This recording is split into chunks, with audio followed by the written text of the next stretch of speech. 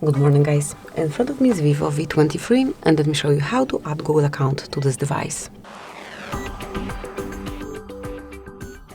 At first, open the settings. From settings list, select accounts over here, mark add account, and then select Google.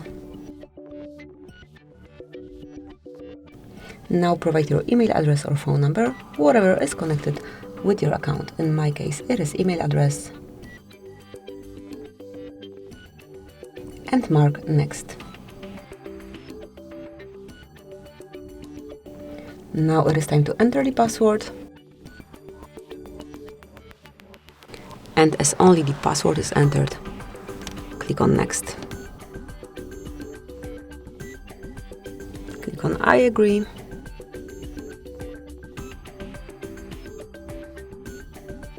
Now select accept, and that's it. As you can see, your account is added.